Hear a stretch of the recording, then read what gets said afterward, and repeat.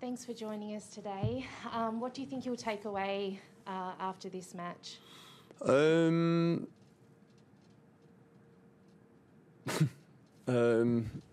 Nick serves pretty effing good. Yeah.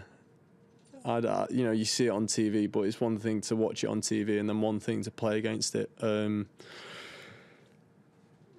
It creates a lot of pressure on your own service games. I think that's something in my game that's improved a lot, is my own serve, but still needs to improve. I put a lot of pressure on myself, not enough first serves, and the way he orchestrates the crowd. Again, you see videos on TV, but it doesn't do it justice when you're playing in front of an Aussie crowd. Nick Kyrgios's home court. It was pretty crazy out there, but glad to have got it out of the way.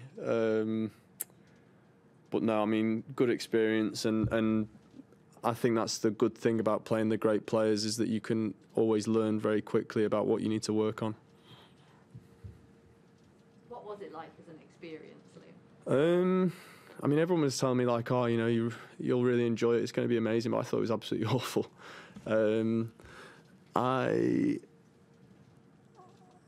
think I obviously wanted to go out there and win. So I mean, losing matches in general isn't enjoyable. The atmosphere was incredible, but it's the first time I've ever walked onto a tennis court and been booed, which for me was a crazy experience. And you get sledging from the sides, like you can't believe that they don't pick up on TV. But so it was a very, very difficult atmosphere to try and handle. And like I said, he's incredible at getting them behind him, and he plays better for it. And I think that's very rare, especially in the sport of tennis now. People don't really interact with the crowd like he does, and that's one of his biggest strengths. But no, like I said, I'm glad to have played the match and to have got the experience, and for a Brit to go and play on John Cain against Kyrgios, it's probably one of the tougher atmospheres in tennis to play. So, stands me in good stead for the rest of the year anyway.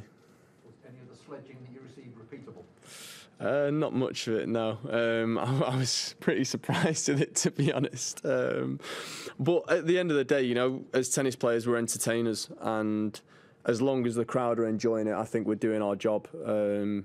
So I try not to let it, obviously it's got to be water off a duck's back. You're focused on trying to win the match, but it was definitely a different experience. I suppose the Battle of the Brits event, the Battle of the Brits team event we played a few years ago was pretty similar. So I had a little bit of experience on how to handle it, because I remember at that event, at first I would spend time interacting with the guys sledging me, and you'd end up losing focus on the match, which was a good thing, because at the start of the match today, people were sledging you, and your instant reaction is to sledge them back.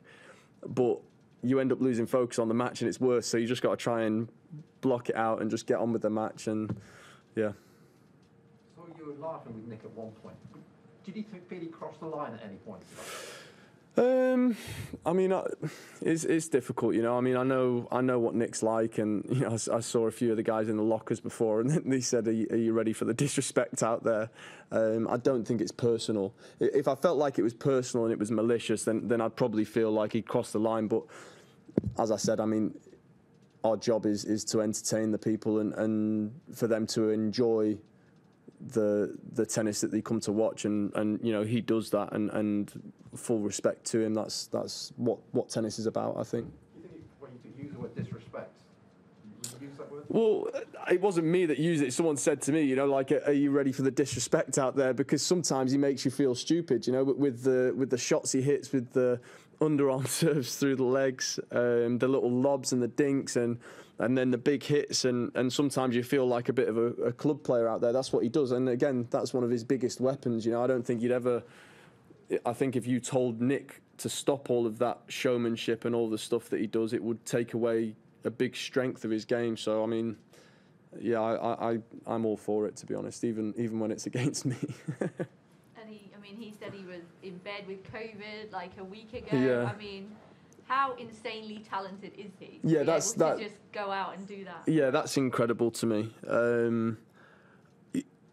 It's amazing that, you know, I don't think he's played a match since September, and then he can come out and serve at 83%, 21 aces, and be hitting 2 first serves, and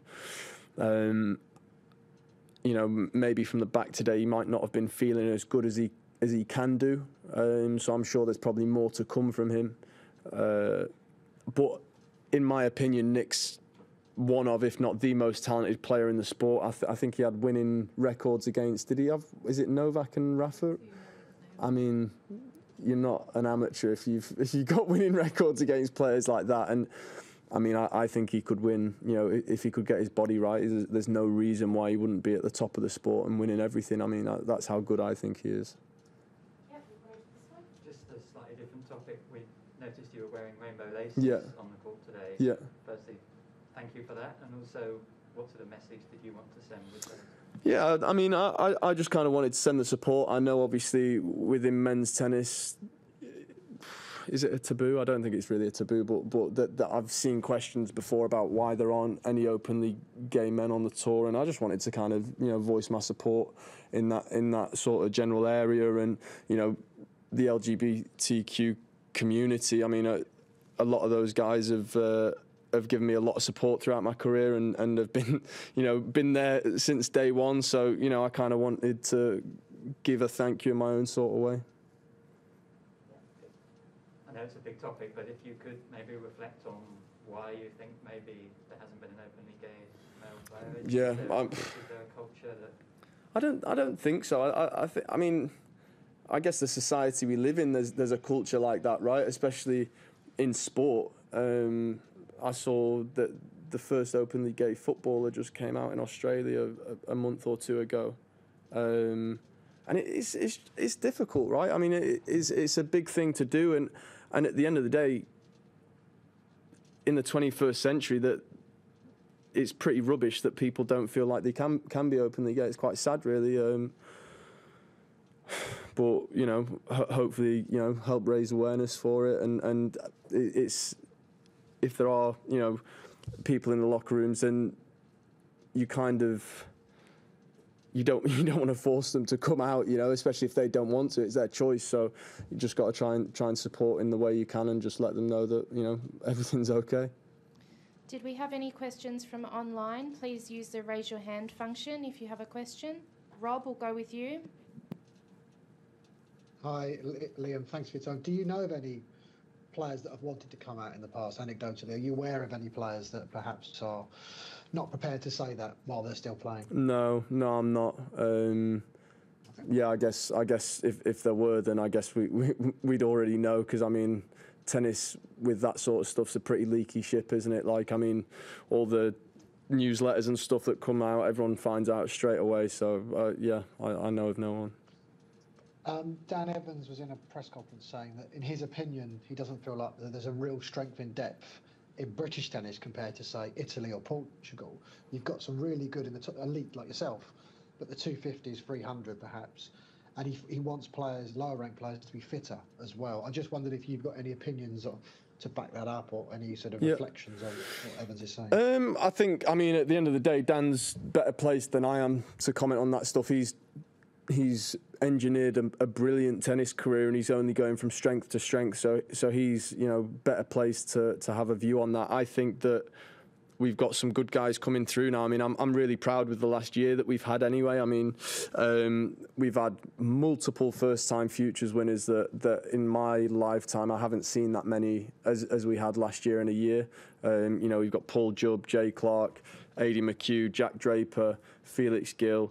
You know, there's so many. I've probably missed out another 10 there that I think could go on to become good players. I think players like Dan directly influence that, because, you know, he's fantastic to train with and to see practicing, and for those boys to be around and to try and understand what it takes to be a good player that maybe someone like myself could have benefited from as an influence when I was younger.